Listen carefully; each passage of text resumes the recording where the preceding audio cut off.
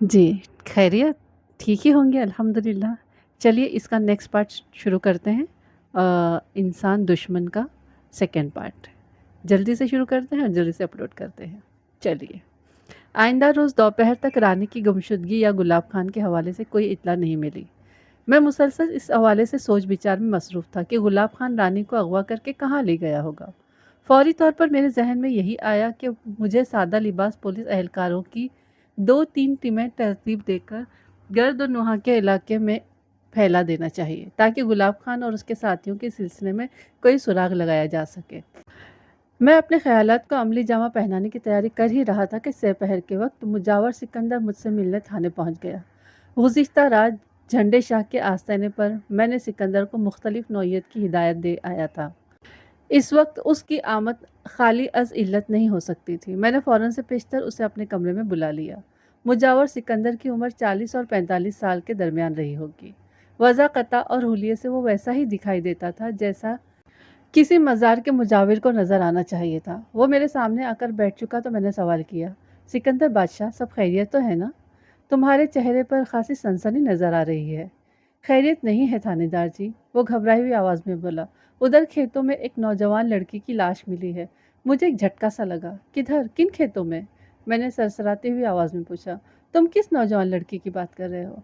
वो मेरे पैदर पे सवालात से घबरा गया। लड़की कौन है ये तो मैं नहीं जानता जनाब, उसने बताया। हो सकता है ये वही लड़की हो जिसकी तलाश में कल रात आप आस्ताने पर आए थे। आस्ताने से कोई आध मील दूर खेतों के अंदर उसकी लाश पड़ी मिली है। क्या लाश तुमने दरियाफ्त की है? मैंने पूछा। नहीं जनाब, उसने नफ़ी में गर्दन हिलाई। लाश के बारे में मुझे रफ़ाकत और रशीदा ने बताया है। ये रफ़ाकत और रशीदा कौन है? मैंने सवाल किया। मियाँ बीवी हैं जनाब, मुजाविर सिकंदर ने जवाब दिया। ये लोग आस्ताने से ऊपर की तरफ एक छोटे से गांव में, यानी जो नज़ीर कोट है गांव, उसमें रहते हैं। उनकी शादी को 10 साल हो गए हैं, लेकिन बेचारों की अभी तक कोई औलाद नहीं। वो झंडे शाह के मज़ार पर दुआ वगैरह के लिए आते रहते हैं। सिकंदर ने मौजा नज़ीर कोट की लोकेशन बताते वक्त ऊपर की तरफ के अल्फाज इस्तेमाल किए थे। जब मैंने उसकी वजाहत मांगी तो उसने जो कुछ बताया उसके मुताबिक नज़ीर कोट झंडे शाह के मज़ार से शुमाल मशरिक में कोई 2 मील के फासले पर वाक़ था। ये खेतों के अंदर आबाद एक छोटा सा गांव था। क्या तुमने रफ़ाकत और रशीदा की बात पर आंखें बंद करके यकीन कर लिया था, या जाकर लड़की की लाश को भी देखा है? मैंने पूछा। मैंने उनके साथ जाकर खुद अपनी आंखों से लड़की की लाश को देखा है सरकार, वो मजबूत लहजे में बोला। उस बदनसीब की उम्र 20-22 साल से ज़्यादा नहीं नजर आती थी। इसीलिए ये तो मुझे शक हुआ कि कहीं ये वही लड़की तो नहीं जिसके अगवा के बारे में रात आपने मुझसे पूछा था और बताया था। वो लम्हे भर के लिए मुतवक्किफ़ हुआ, फिर एक गहरी सांस खारिज करते हुए बोला, आपकी तरफ आने से पहले मैंने एक काम और भी किया है। कैसा काम सिकंदर बादशाह? मैंने चौंक कर उसकी तरफ देखा। मैंने रफ़ाकत और रशीदा को वापस नहीं जाने दिया। वो फ़ख्रिया लहजे में बोला। वो उधर आस्ताने पर ही बैठे हैं। जब तक मैं नहीं जाऊंगा वो आस्ताने से नहीं हिलेंगे। ये वाकई तुमने बड़ा लाजवाब काम किया है सिकंदर बादशाह। मैंने सताइशी नज़र से उसकी तरफ देखा और पूछा, तुम यहाँ तक कैसे आए हो? घोड़े पर जी, उसने बताया। मैंने कहा ठीक है, तुम 10 मिनट रुको, मैं अभी तुम्हारे साथ चलता हूँ। आइंदा 10 मिनट में मैंने मुबैना जाए वक़्वा तक रसाई के लिए ज़रूरी बंदोबस्त किया, फिर मुजावर सिकंदर की रहनुमाई में रवाना हो गया। मैंने सरेदस्त रानी के घर वालों को इस नई इत्तला के बारे में कुछ नहीं बताया था। अलबत्ता अल्लाह बख्श को अपने साथ ले जाना नहीं भूला था। वो काम का आदमी था और रानी की शनाख्त के सिलसिले में भी इससे मदद ली जा सकती थी। इसके अलावा कांस्टेबल सफदर को भी मैंने अपने साथ रख लिया था। हमारे पास एक टांगा था और 2 घोड़े थे। मुजावर सिकंदर का घोड़ा उसके अलावा था। शाम से थोड़ी देर पहले हम जाय वक़्वा पर पहुंच गए।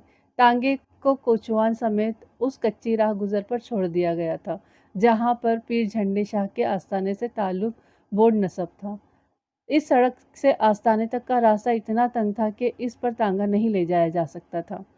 मैं, अल्लाह बख्श, सफदर, सिकंदर और रफ़ाकत और रशीदा के हमरा उस जगह पर जा पहुंचा जहां किसी नौजवान की लाश देखी गई थी। ये मुकाम खेतों के बीचों बीच एक पगडंडी के किनारे वाक़ था।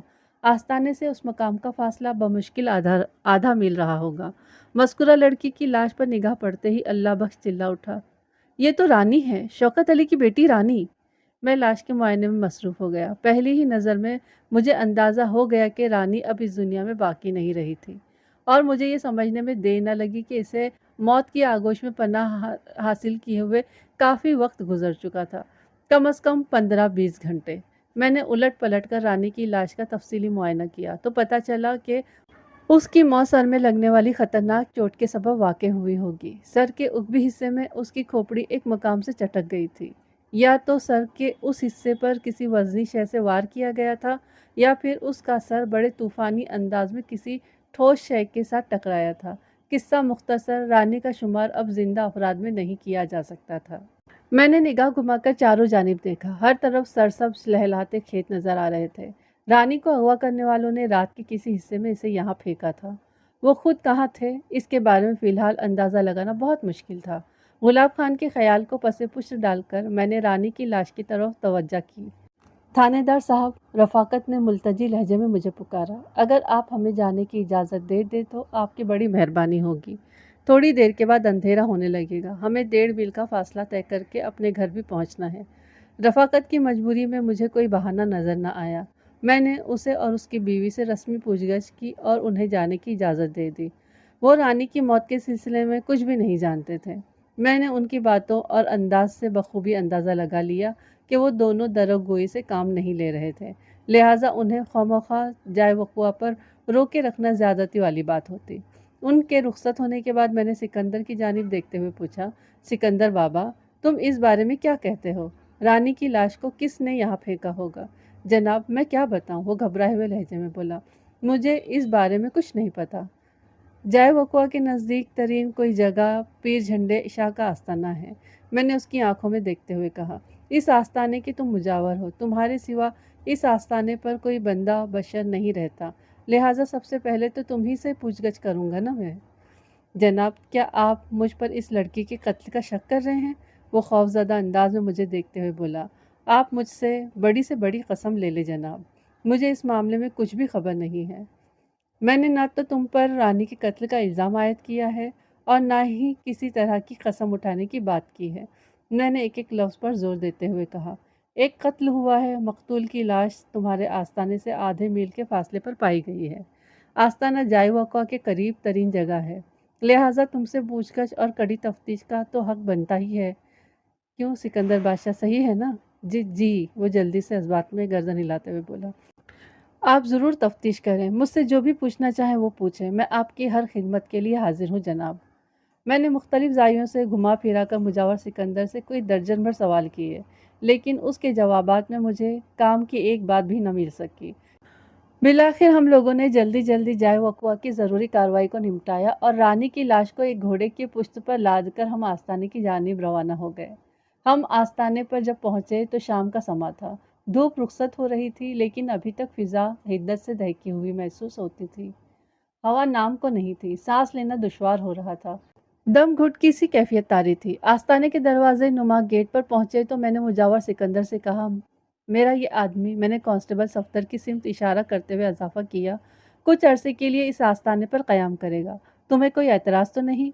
जाए वक़ुआ से आस्ताने की तरफ आते हुए मैंने सफदर से तफसीली बात कर ली थी और उसे समझा दिया था कि वहाँ रुककर उसे किन चीज़ों का ख्याल रखना होगा। वो मेरे मकसद को अच्छी तरह समझ गया था। नहीं जनाब, मुझे कोई एतराज़ नहीं। मुजावर सिकंदर ने बारी बारी मुझे और कांस्टेबल सफदर को देखते हुए कहा, आपके सिपाही जी जब तक चाहें आस्ताने पर रह सकते हैं। मैंने कांस्टेबल से कहा, सफदर, मैं लाश को लेकर जा रहा हूँ, तुम इधर ही रुकोगे। ठीक है मलिक साहब, वो बड़ी सआदतमंदी से बोला, जो आपका हुक्म। मैं कांस्टेबल सफ्तर को पीर झंडे शाह के आस्ताने पर छोड़कर अल्लाह बख्श के हमरा आगे बढ़ गया। मैंने रानी की लाश को तांगे में डाला और थाने की जानिब रवाना हो गए हम। कांस्टेबल सफदर को मैंने एक ख़ास मकसद के लिए आस्ताने पर छोड़ा था। मैं अपने एक शक की तस्दीक करना चाहता था। आप जानते हैं कि पुलिस की तफ्तीश की गाड़ी शक के पेट्रोल पर ही चलती है। अगरचे मैंने मुजावर सिकंदर को अच्छी तरह टटोल कर उसकी बात का इत्मीनान कर लिया था कि वो रानी के कत्ल में किसी भी तौर पर मुलविस नहीं था, लेकिन वही शक वाली बात के हो सकता है गुलाब खान ने पिछली रात इसी आस्ताने पर गुजारी हो और डरा धमकाकर सिकंदर को ज़बान बंद रखने पर मजबूर कर दिया हो। बहरहाल जो भी हकीकत थी वो ज़्यादा अरसे तक मुझसे छुपी नहीं रह सकती थी। हम पुराना सईदाबाद पहुँचे तो अल्लाह बख्श ने मुझसे कहा, मलिक साहब, अगर कोई हर्ज ना हो तो शौकत अली को इस अंदोहनाक वाक़े के बारे में बता दें। हर्ष तो कोई नहीं है अल्लाह बख्श, मैंने सोच में डूबे हुए लहजे में कहा। लेकिन रानी की लाश फिलहाल उसके उड़सा के हवाले नहीं की जा सकती। लाश पहले पोस्टमार्टम के लिए अस्पताल चली जाएगी, उसको वहाँ भिजवाना होगा। ठीक है जनाब, आप कानूनी तकाजे ज़रूर पूरे करें, वो इस्बात में गर्दन हिलाते हुए बोला। मैं तो सिर्फ इतना चाहता हूँ शौकत अली को पता चल जाए कि उसकी बेटी के साथ आखिर हुआ क्या है। चले इतना तो किया ही जा सकता है, मैंने कहा। फिर कोचवान को हिदायत की, शौकत अली के घर की तरफ ले चलो भई। जवान औलाद की मौत का गम कितना जालिम और रुला देने वाला होता है, इसका अंदाज़ा लगाने के लिए किसी स्पेशल किस्म की अक्ल व दानिश की ज़रूरत नहीं होती। उस दुख और अजियत को बखूबी समझा और महसूस किया जा सकता है। शौकत अली का घर देखते ही देखते मातम कदा बन गया था। मैंने पिछली रात ही रानी की लाश को पोस्टमार्टम के लिए सरकारी अस्पताल भिजवा दिया था। एक बात मैं पूरे यकीन के साथ कह सकता था कि मकतूल रानी के साथ किसी किस्म का गैर अखलाकी सलूक नहीं किया गया था। अगर वो ऐसे किसी नाखुशगवार तजुर्बे से गुजरी होती तो मेरी उकाबी निगाह से छुपा नहीं रह सकता था। मैंने रानी की लाश का बगौर मुआयना करते वक्त इस नुक्ते को ज़हन में रखा था। अमूमन देखने में यही आता है कि जब किसी लड़की या औरत को इस तरह अगवा किया जाता है, तो उसके पीछे अगवा कुनंदगान का सिर्फ एक ही मकसद होता है, और वो ये कि मगवी की इज्जत का जनाजा निकाला जाए। लेकिन रानी के साथ ऐसा कुछ भी पेश नहीं आया था। इस बात ने मेरे जहन को बुरी तरह उलझा दिया था। अभी तक जो मालूमात मुझे हासिल हुई थी, उनकी रोशनी में रानी और गुलाब खान एक एंड कंपनी में किसी दुश्मनी का सुराग नहीं मिलता था। लिहाजा बड़े वसूख के साथ कहा जा सकता था कि वो लोग महज अपनी अय्याशी के ख्याल से रानी को उठाकर ले गए थे। लेकिन इस नौयत की किसी बेहूदगी के आसार भी मुझे नहीं मिले थे, और रानी की जान भी चली गई थी। सवाल ये उठता था कि रानी की मौत का सबब या उसके कत्ल का मकसद क्या था? अगर मैं इस एक सवाल का जवाब तलाश करने में कामयाब हो जाता, तो बाकी के तमाम मसाइल खुद ब खुद हल हो जाते। दोपहर से पहले मैंने हस्ब प्रोग्राम 2-2 अहलकार पर मुश्तमिल 3 टीमें तश्कील दी और उन्हें खुसूसी हिदायत के साथ इर्द-गिर्द के इलाकों में फैला दिया। मुझे कवी उम्मीद थी कि जल्द अज़ जल्द उन लोगों की जानिब से कोई सूदमंद खबर सुनने को मिलेगी। वो एक उदास और तड़पा देने वाला दिन था। गुज़िश्ता रात पुराना सईदाबाद में ये खबर आम हो गई थी कि रानी को कत्ल कर दिया गया था। रानी के बाप शौकत अली ने अपनी मुर्दा बेटी की झलक पिछली रात ही को देख ली थी, और आज सुबह ही सुबह वो थाने पहुंच गया था। उसके लबों पर मुतअद्दिद सवालात थे। गुज़िश्ता रात की तरह इस वक्त भी मैंने उसकी हिम्मत बंधाने की कोशिश की। शौकत अली, मेरी हमदर्दियाँ तुम्हारे साथ हैं। मैं तुम्हारी बेटी को तो वापस नहीं ला सकता। अलबत्ता ये तुमसे मेरा वादा है कि मैं रानी की मौत के ज़िम्मेदारों को जल्द अज़ जल्द गिरफ्तार करके कैफ़र किरदार तक पहुँचा दूँगा। जनाब, वो दुखी लहजे में बोला, मेरी तो एक ही बेटी थी, बस एक ही बेटी। जब रानी नहीं रही तो हमारे लिए कुछ भी बाकी नहीं रहा। अब इसके कातिलों को सज़ा मिले या जज़ा, इससे क्या फ़र्क पड़ता है? बहुत फ़र्क पड़ता है शौकत अली, मैंने गहरी संजीदगी से कहा। ये एक संगीन और शफ़ाफ़ हकीकत है कि रानी को ज़िंदगी की तरफ वापस नहीं लाया जा सकता, लेकिन उसके कातिल को करार वाक़ई सज़ा दिलवाकर बहुत सी रानी जैसी मासूम लड़कियों की ज़िंदगियों और इज़्ज़तों की हिफाज़त तो की जा सकती है। गुलाब खां जैसे जुराइम पेशा लोग माशरे के लिए नासूर की हैसियत रखते हैं। इन नासुरों को जड़ से उखाड़ फेंकने की कोशिश करते रहना चाहिए। शायद आप ठीक कह रहे हैं, वो बुझे हुए लहजे में बोला। मैंने कहा शायद नहीं, मैं यकीनन ठीक कह रहा हूँ। एक बात तो बताएं थानेदार साहब। वो जख्मी नज़र से मुझे देखते हुए मुस्तफसिर हुआ। हाँ पूछो, क्या बात है? मैंने कहा। मेरी रानी ने किसी गुलाब खान का क्या बिगाड़ा था, जो उसकी ज़िंदगी उसने छीन ली? इसके सवाल में बड़ा दर्द था। हमने तो कभी उस मनहूस का नाम तक नहीं सुना था। शौकत अली, मैंने उसकी आंखों में देखते हुए कहा, जब इंसान का नसीब साथ न दे रहा हो ना, तो हर कदम उल्टा ही हो जाता है। जो कुछ भी पेश आया, इसमें ना तो रानी का कोई कसूर था और ना ही उसे किसी दुश्मन का शाखसाना कहा जा सकता था। बस ये इत्तेफाकी हादसा था। वो गुलूगीर आवाज़ में पूछ बैठा, रानी की लाश अस्पताल से कब तक आ जाएगी? हमें उसके कफन दफन का भी तो बंदोबस्त करना है। शौकत अली के सवाल के जवाब में मैंने बता दिया, मुझे उम्मीद है कि रानी की लाश कल सुबह अस्पताल से आ जाएगी, या ज़्यादा से ज़्यादा शाम तक। वो मज़ीद थोड़ी देर तक मेरे पास बैठा रहा, फिर मुझे सलाम करके रुखसत हो गया। दोपहर के बाद मैं थाने ही में बैठा हुआ था कि कांस्टेबल सफदर आ गया। सफदर को गुज़िश्ता रात में पीर झंडे शाह की आस्ताने पर मैं छोड़ आया था। उसका चेहरा खासा तमतमाया हुआ लग रहा था। میں نے اسے فوراً اپنے پاس بلایا اور پوچھا، کیا بات ہے صفدر؟ لگتا ہے تم نے کوئی بڑا کارنامہ انجام دے ڈالا ہے۔ پتہ نہیں جناب، یہ کارنامہ ہے یا کچھ اور، وہ سرسراتی ہوئی آواز میں بولا، لیکن آج صبح میں نے جو کچھ دیکھا ہے وہ ضرور آپ کے لیے دلچسپی کا باعث ہوگا۔ تم نے آج صبح ایسا کیا دیکھ لیا ہے صفدر؟ میں سیدھا ہو کر بیٹھ گیا۔ مجھے بھی تو پتہ چلے آخر۔ جناب، آپ رات کو مجھے پیر جھنڈے شاہ کے مزار پر چھوڑ آئے تھے، وہ وضاحت کرتے ہوئے بولا۔ رات گئے تک میں مجاور سکندر سے باتیں کرتا رہا۔ میں نے گھما پھرا کر ہر زاویے سے اسے گھسنے کی کوشش کی، لیکن ہمارے مطلب کی کوئی بات سامنے نہ آ سکی۔ میں اس نتیجے پر پہنچا ہوں کہ نہ تو مجاور رانی کے اغوا یا اس کی موت سے واقفیت رکھتا ہے اور نہ ہی اسے گلاب خان اینڈ کمپنی کی کوئی خبر ہے۔ ہم مجاور سکندر کو مشکوک افراد کی فہرست میں شامل نہیں کر سکتے۔ یہ سب تو ٹھیک ہے۔ وہ سانس لینے کے لیے تھما تو میں نے سوال کیا، تم نے آج صبح کیا دیکھا ہے؟ مجھے اس کے بارے میں بتاؤ۔ میں اسی طرف آ رہا ہوں ملک صاحب، وہ سلسلہ کلام کو آگے بڑھاتے ہوئے بولا۔ آج صبح میں رفع حاجت کے لیے کھیتوں کی طرف گیا تھا تو میرا جی چاہا کہ تھوڑی بہت سیر کر لوں، تو جناب میں ٹہلتا ہوا اس طرف جا نکلا جہاں رانی کی لاش پڑی تھی۔ میں چند لمحات تک وہاں رکا رہا، پھر آگے بڑھتا چلا گیا۔ پھر آگے کی طرف میں نے چونک کر قطع کلامی کی، کیا تم نے نذیر کوٹ کی جانب رخ کیا تھا؟ نہیں جناب، وہ نفی میں گردن ہلاتے ہوئے بولا۔ نذیر کوٹ تو وہاں سے شمال مشرق کی طرف پڑتا ہے۔ میں سیدھا مشرق کی جانب بڑھتا چلا گیا۔ کوئی آدھ میل کے آگے جانے کے بعد میں ٹھٹک کر رک گیا۔ میں نے ایک ایسا منظر دیکھا جس نے مجھے فی الفور آپ کے پاس آنے پر مجبور کر دیا۔ بجھاڑتے نہیں ڈالو صفدر، بجھاڑتے نہیں، جو ہے صاف صاف بتاؤ، میں نے قدرے سخت لہجے میں کہا۔ فوراً مجھے اس منظر کی تفصیل سے آگاہ کرو جس نے تمہیں بے چین کر کے میرے سامنے پہنچا دیا ہے۔ ملک صاحب، میں نے کھیتوں کے بیچوں بیچ ایک ڈیرا دیکھا ہے، وہ انکشاف انگیز لہجے میں بولا۔ اس ڈیرے نے مجھے چونکا دیا اور تجسس کے ہاتھوں مجبور ہو کے میں ڈیرے تک جا پہنچا، لیکن اس کے اندر داخل ہونے کا مجھے موقع نہ مل سکا کیونکہ ڈیرے کے گیٹ پر ایک تالا جھول رہا تھا۔ میں نے ڈیرے کے چاروں طرف کا ایک چکر لگایا اور سنگل لینے کی کوشش کی، لیکن ڈیرے کے اندر مجھے زندگی کے آثار محسوس نہیں ہوئے۔ پھر تم نے کیا کیا؟ میں نے اضطراری لہجے میں پوچھا۔ میں سیدھا جھنڈے شاہ کے آستانے پر پہنچا، وہاں ناشتہ کیا اور آپ کی طرف آ گیا ہوں، صفدر نے بتایا۔ میں نے پوچھا، تم نے مجاور سکندر سے اس ڈیرے کا تذکرہ کیا ہے؟ نہیں جناب، میں نے اس سلسلے میں سکندر سے کوئی بات نہیں کی۔ یہ تم نے عقل مندی کا ثبوت دیا ہے، میں نے کہا۔ کیا آپ اس ڈیرے کے معائنہ کرنے کے بارے میں سوچ رہے ہیں؟ صفدر نے میرے تاثرات کا جائزہ لیتے ہوئے کہا۔ ہاں، یہ تو بہت ضروری ہے، میں نے ایک گہری سانس چھوڑتے ہوئے کہا۔ ہم ابھی اس طرف روانہ ہو رہے ہیں۔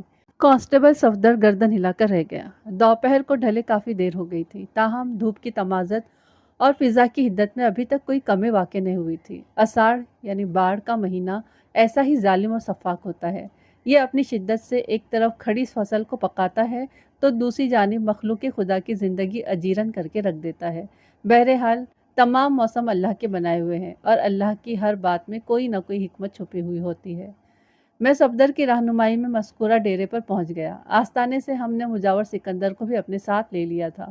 صفدر کا کہنا بالکل درست تھا کہ ڈیرے پر تالا لگا ہوا تھا اور اندر کسی ذی روح کے آثار محسوس نہیں ہوتے تھے۔ میں نے اس ڈیرے کے گرد و نواح کا بغور جائزہ لیا۔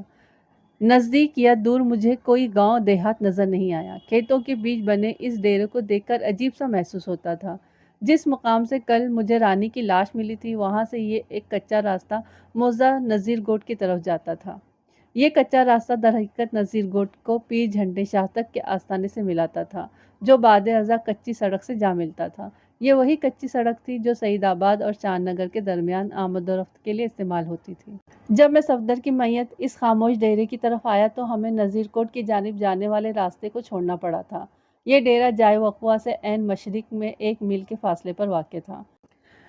ڈیرے پر کھڑے کھڑے میری نگاہ نے 2 اور راستے بھی دریافت کر لیے۔ ایک راستہ ڈیرے سے شمال میں کھیتوں کے بیچ بیچ چلا گیا تھا، دوسرا راستہ ڈیرے سے جنوبی سمت میں چلا گیا تھا۔ ڈیرے سے نکلنے والے اور ڈیرے تک پہنچنے والے راستوں کو میں نے اپنے ذہن میں محفوظ کر لیا اور مجاور سکندر کی طرف دیکھتے ہوئے پوچھا، سکندر بادشاہ، تمہارے خیال میں یہ ڈیرا کس کی ملکیت ہے؟ جناب، میری معلومات کے مطابق یہ ڈیرا نذیر کوٹ کے چودھری حکمت یار کا ہے، اس نے گہری سنجیدگی سے جواب دیا۔ لیکن پچھلے کافی عرصے سے تو یہ یوں ہی غیر آباد پڑا ہوا ہے، میں نے یہاں کسی کو رہتے ہوئے نہیں دیکھا۔ نظر تو ابھی یہاں کوئی نہیں آ رہا ہے، میں نے سوچ میں ڈوبے ہوئے لہجے میں کہا، لیکن میری چھٹی حص بار بار مجھے اطلاع دے رہی ہے کہ یہ ڈیرا غیر آباد نہیں ہے۔ غیر آباد نہیں؟ سکندر نے چونک کر میری طرف دیکھا۔ کیا مطلب ہے جی؟ اس کا مطلب ابھی کھل کر سامنے آ جائے گا۔ میں نے جواب تو مجاور سکندر کو دیا تھا، لیکن میری توجہ کا مرکز کانسٹیبل صفدر علی تھا۔ ملک صاحب، صفدر نے فوراً میرا ذہن پڑھ لیا، ہمیں اس ڈیرے کے اندر کا جائزہ لینا چاہیے۔ میں بھی یہی سوچ رہا ہوں، میں نے اس بات میں گردن ہلا دی۔ صفدر بولا، ملک صاحب، میرا خیال ہے ہمیں دیوار پھاند کر ڈیرے کے اندر داخل ہو جانا چاہیے۔ سکندر بادشاہ، تم بھی ہمارے ساتھ ڈیرے کے اندر جاؤ گے، میں نے گہری سنجیدگی سے کہا، اور اس امر کے گواہ رہو گے کہ میں محض خانہ تلاشی کے لیے ڈیرے میں داخل ہوا تھا، اور یہ تلاشی میں نے تمہاری آنکھوں کے سامنے لی ہے۔ تم میری بات سمجھ رہے ہو نا؟ جی، اس نے پلکیں جھپکائی۔ بڑی چنگی طرح سمجھ رہا ہوں تھانے دار صاحب۔ میں نے اس بات میں گردن ہلائی، پھر کانسٹیبل صفدر علی کی طرف دیکھتے ہوئے فیصلہ کن لہجے میں کہا، پھر تو بسم اللہ کریں۔ تھوڑی ہی دیر کے بعد ہم ڈیرے کے اندر تھے۔ وہ عام ڈیروں ہی جیسا ایک ڈیرا تھا۔ وسیع و عریض صحن اور عقبی حصے میں 2-3 کمرے بنے ہوئے تھے، لیکن وہاں کوئی بندہ بشر نظر نہیں آتا تھا، اور نہ ہی مال مویشی۔ صحن میں مختلف اقسام کے 4-5 درخت بھی استدادہ دکھائی دیتے تھے۔ میں نے اندر پہنچتے ہی ایک دیوار کے ساتھ بنی کھرلیوں یعنی کنڈیوں کا رخ کیا۔ یہ میرا ایک غیر ارادی عمل تھا۔ میرے اندر سے ایک آواز اٹھی تھی کہ مجھے اس طرف جانا چاہیے، اور یہ آواز بے سبب نہیں تھی۔ 1-2 کھرلیوں میں تازہ چارہ دیکھ کر میں چونک اٹھا۔ جب ڈیرے پر کوئی مال مویشی یا جانور نظر نہیں آ رہا تھا تو پھر کھرلیوں میں تازہ چارے کی موجودگی کیا معنی رکھتی تھی؟ کھرلیوں سے پلٹ کر میں کچے صحن کی زمین کو بغور دیکھنے لگا، اس کا جائزہ لینے لگا۔ جلدی ہی میں نے 3-4 گھوڑوں کے پاؤں کے نشانات ڈھونڈ نکالے۔ گویا وہاں 3-4 گھوڑے ادھر ادھر چلتے پھرتے رہے تھے، اور کھرلیوں میں موجود چارہ بھی انہی گھوڑوں سے تعلق رکھتا تھا۔ میری چھٹی ہی چیخ چیخ کر پکارنے لگی کہ گلاب خان اور اس کے ساتھیوں نے اسی ڈیرے پر قیام کیا تھا، اور وہ لوگ رانی کو اغوا کر کے اسی ڈیرے پر ہی لائے تھے۔ اس خیال کے ساتھ ہی میں ڈیرے کے عقبی حصے میں بنے کمروں کی جانب بڑھ گیا۔ مذکورہ کمروں کے دروازے بند تھے، اور ان کمروں میں داخل ہونے سے پہلے ہی مجھے وہاں کسی کے قیام کے مزید آثار بھی مل گئے تھے۔ کمروں سے متصل دیوار کے ساتھ 2-3 چولہے بنے ہوئے تھے۔ چولہوں کی کیفیت اور وہاں پڑے چند برتنوں کی حالت سے مجھے یہ اندازہ لگانے میں کسی دقت کا سامنا نہیں پڑا کہ وہ چولہے کچھ دیر پہلے زیر استعمال رہے تھے، جس کا واضح مطلب یہی تھا کہ وہاں کچھ لوگ ٹھہرے تھے۔ ہم نے تھوڑی سی کوشش کر کے بند کمروں کو کھول لیا۔ ایک کمرے میں ٹوٹا پھوٹا مختلف نوعیت کا سامان بھرا ہوا تھا۔ باقی 2 کمروں کی حالت سے لگتا تھا وہ ڈیرا غیر آباد نہیں تھا۔ کمروں کے اندر چارپائیاں اور بستر لگے ہوئے تھے۔ ایک دیوار کے ساتھ کھوٹیوں پر 3-4 جوڑے مردانہ بھی لٹکے نظر آ رہے تھے۔ ان کپڑوں کی موجودگی نے اس امر پر مہر تصدیق کے ثبت کر دی تھی کہ وہ ڈیرا کسی بھی قیمت پر غیر آباد نہیں تھا۔ میں فرش پر اکڑو بیٹھ گیا اور گردن جھکا کر چارپائی کے نیچے نگاہ دوڑائی۔ ایک چارپائی کے نیچے بڑا سا 24 صندوق نظر آیا۔ میں نے وہ صندوق کھینچ کر باہر نکال لیا۔ صندوق کو تالا بند نہیں کیا گیا تھا، جو اس بات کا ثبوت تھا کہ اس کے اندر کوئی اہم یا قیمتی چیز موجود نہیں ہوگی۔ میں نے اس بات کی تصدیق کے لیے صندوق کھول لیا، اور پھر میری حیرت کی انتہا نہ رہی۔ مذکورہ صندوق کے اندر صرف 2 چیزیں رکھی ہوئی تھیں، ایک انگوری رنگ کا دوپٹہ اور دوسری جنانہ سلیپر۔ میرے تخیل نے پرواز کی اور جائے وقوع پر پہنچ گیا جب میں نے پہلی مرتبہ رانی کی لاش کو دیکھا تھا۔ اس کے بدن پر پھولدار قمیض اور پلین شلوار تھی۔ اس لباس میں ہلکا سبز رنگ کالی نظر آتا تھا، اور مردہ رانی پاؤں سے ننگی تھی۔ انگوری دوپٹے اور زنانہ سلیپر نے رانی کو پیش آنے والی صورت حالات کی وضاحت کر دی تھی، اور اب اس امر میں کسی شک و شبے کی گنجائش نہیں رہی تھی کہ رانی کو اغوا کر کے اسی ڈیرے پر لایا گیا تھا، اور اس کی موت بھی ادھر ہی واقع ہوئی تھی۔ اس نتیجے پر پہنچنے کے بعد کہ گلاب خان اینڈ کمپنی نے اس ڈیرے کو اپنا اڈا بنا رکھا تھا، میرے رگ و پے میں ایک سنسنی خیز لہر دوڑ گئی۔ اللہ بخش کے مطابق گلاب خان کسی بڑے جرائم پیشہ شخص کا اعلی کار بنا ہوا تھا، تاہم اس ڈیرے کی حالت، رانی کی موت، رانی کے اغوا اور اللہ بخش کی بیان کردہ کہانی اسی جانب واضح اشارے کرتے ہوئے دکھائی دیتے تھے۔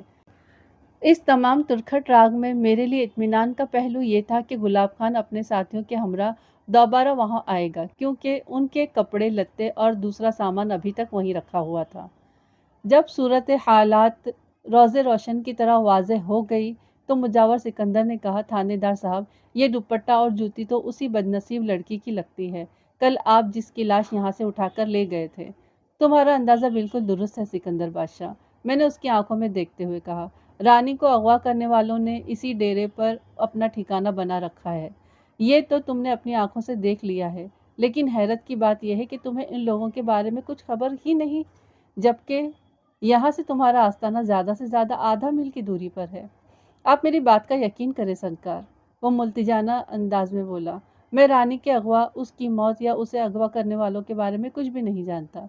ये डेरा तो काफ़ी अरसे से गैर आबाद पड़ा हुआ है और मेरा इस तरफ आना जाना भी नहीं होता। तुमने क्या बताया था, ये डेरा किसकी मिल्कियत है? मैंने पूछा।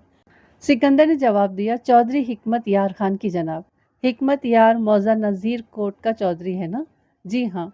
क्या कल से अब तक नज़ीर कोट से किसी ने आकर पूछा है कि यहाँ किसी लड़की की लाश मिली है? मैंने सवाल किया। उसने नफ़ी में गर्दन हिलाई। नहीं जनाब, हालांकि ऐसा होना चाहिए था, मैंने एक एक लफ्ज़ पर जोर देते हुए कहा।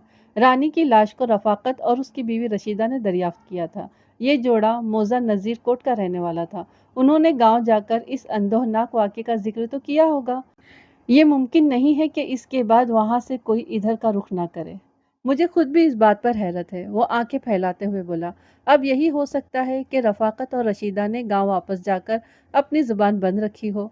ऐसा मुमकिन तो नज़र नहीं आता और ये इंसानी फितरत के खिलाफ भी है, मैंने मुतासिफाना अंदाज में कहा। बहरहाल देखते हैं आगे क्या होता है। कांस्टेबल सफदर ने मुझसे पूछा, मलिक साहब अब क्या करना है? क्या करना है? मैंने ज़ेर लब दोहराया। फिर सिकंदर की तरफ देखते हुए कहा, सिकंदर बादशाह, आप तो वापस जाओ अब अपने आस्थाने पर। अगर मेरी ज़रूरत हो तो मैं रुक जाता हूँ, सिकंदर ने कहा। नहीं, मैंने कतियत से कहा। ठीक है जी, जो आपका हुक्म। वो जाने के लिए मुड़ा तो मैंने तंबीही अंदाज में कहा, सिकंदर बादशाह, इस हवाले से अपनी ज़ुबान बंद रखना कि पुलिस ने ये डेरा दरियाफ्त कर लिया है। मैं समझ गया जनाब, वो इस्बात में सर हिलाते हुए बोला। आप बेफिक्र हो जाएं, मैं किसी से कुछ नहीं कहूँगा। सिकंदर मुजावर के जाने के बाद मैंने कांस्टेबल सफदर से कहा, सफदर, मैं तो ये महसूस कर रहा हूँ कि अगर इस डेरे को गुलाब खान और उसके साथियों ने अपना मस्कन बना रखा है तो वो दोबारा इधर ज़रूर आएंगे और वो रात ही में इधर का रुख करेंगे। मैंने गहरी संजीदगी से कहा, जब तक हम थाने का एक चक्कर लगा लेते हैं, वहाँ की खैर खबर भी रखना ज़रूरी है। आप ठीक कहते हैं मलिक साहब, वो होंठ सुकेड़ते हुए बोला। तो फिर चलें?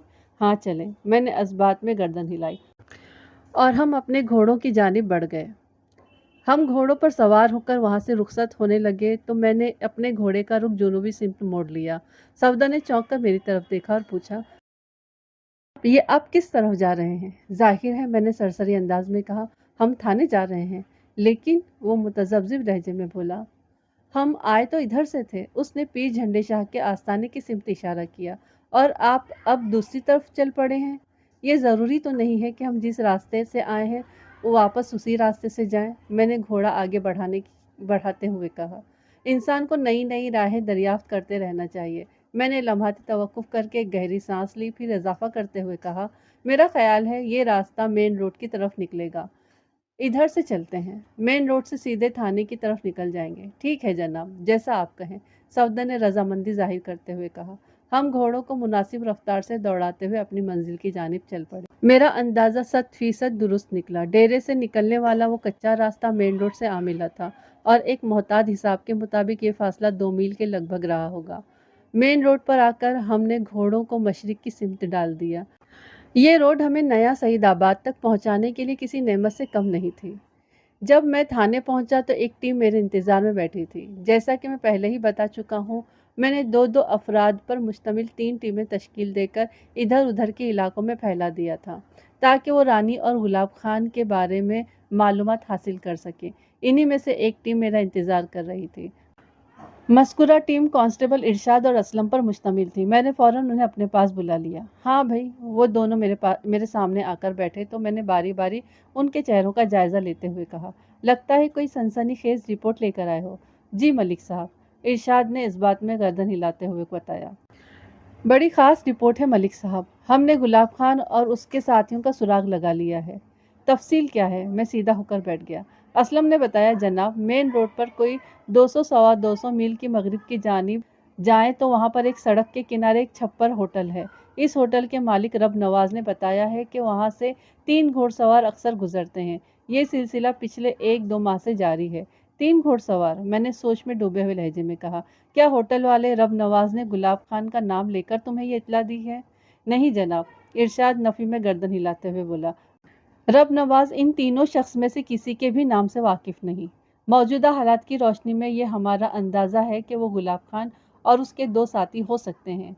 ये 3 घुड़सवार किस तरफ से आते हैं और रब नवाज के होटल के करीब से गुजरकर किधर को जाते हैं? मैंने इज़्तिरारी लहजे में पूछा। रब नवाज ने इस बारे में कुछ बताया है? हमने बहुत मोहतात अंदाज इख्तियार करते हुए रब नवाज को कुरेदा है, असलम ने मेरे सवाल के जवाब में बताया। उसके मुताबिक वो लोग मेन रोड पर मगरिब की तरफ से आते हैं और उसके होटल से बाईं जानिब एक कच्चे रास्ते पर मुड़ जाते हैं। ये रास्ता मेन रोड से शुमाल में किसी तरफ जाता है। मेरे जहन में रोशनी का एक धमाका सा हुआ। मतरूका डेरे से वापसी के सफ़र में जब हम मेन रोड पर पहुंचे तो मैंने वहां सड़क के किनारे एक छप्पर होटल देखा था। कांस्टेबल असलम यकीनन उसी होटल का जिक्र कर रहा था। हम लोग डेरे से जुनूब में आए थे और वो घुड़सवार मेन रोड से शुमाल की जानिब जाते थे, यानी एक ही बात थी। क्या तुम लोगों की पूछगछ से होटल के मालिक रब नवाज को किसी किस्म का शक तो नहीं हुआ? मैंने यके बाद दीगरे दोनों के चेहरे के तासुरात का जायज़ा लेते हुए सवाल किया। नहीं जनाब, बिल्कुल नहीं, इरशाद ने बड़े एतमाद से बोला।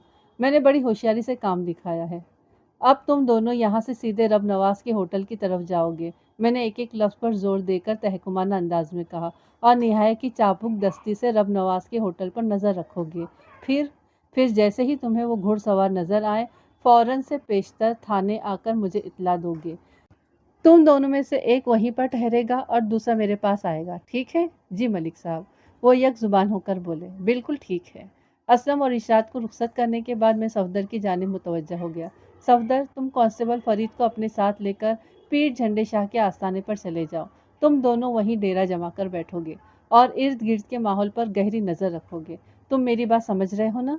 जी समझ गया मलिक साहब, वो बड़े एतमाद से बोला। मैं आपको किसी शिकायत का मौका नहीं दूंगा। शाबाश, मैंने शताइसी नज़रों से उसकी तरफ देखा। मैं तुमसे किसी ऐसे ही जवाब की तवक्का कर रहा था। एक बात पूछूं मलिक साहब? सफदर ने कहा। हाँ ज़रूर पूछो। आपका क्या प्रोग्राम है? सफदर, मैंने गहरी संजीदगी से कहा, अगर गुलाब खान या उसके साथियों ही ने रानी को मौत से हमकिनार किया है तो फिर वो एक आध दिन के लिए इधर का रुख नहीं करेंगे। इस दौरान में मैं थाने में रहकर चंद ज़रूरी काम निपटा लूँगा। कांस्टेबल सफदर ने मुझसे मज़ीद कोई सवाल नहीं किया। मैं रात तक थाने में बैठा इसी केस के ताने बाने को बुनता रहा और उसको सुलझाने की कोशिश करता रहा। फिर उठकर अपने क्वार्टर की तरफ आ गया।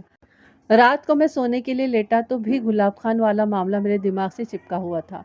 अब तक इस सिलसिले में मुझे जो मालूमात हासिल हुई थी उनकी रोशनी में गुलाब खान पर हाथ डालने के लिए मतरूका डेरे की निगरानी, कड़ी निगरानी बहुत ज़रूरी थी। लेकिन इससे पहले मुझे एक और अहम काम भी करना था। मैं एक नतीजे पर पहुंचने के बाद सो गया। बस अब इसको यहीं पर रोक देते हैं और इसका थर्ड और लास्ट पार्ट आपको बहुत जल्द मिल जाएगा। तो आप लोग इसे सुनिए, लाइक करिए, कमेंट्स लिखिए, और जिन लोगों ने सब्सक्राइब नहीं किया है सब्सक्राइब करिए। लाइक करने में बिल्कुल कंजूसी ना करिए और करते रहिए लाइक। बड़ी मेहनत लगती है मेरे प्यारों, रिकॉर्डिंग करने में और एडिटिंग करने में और अपलोड करने में मेहनत लगती है। थोड़ा सा तो रहम करिए, लाइक करिए। चलिए जल्दी जल्दी से, और मुझे दुआ में याद रखिए। मिलते हैं इसके थर्ड पार्ट के साथ में बहुत जल्दी ही। अस्सलाम वालेकुम, अल्लाह हाफ़िज़।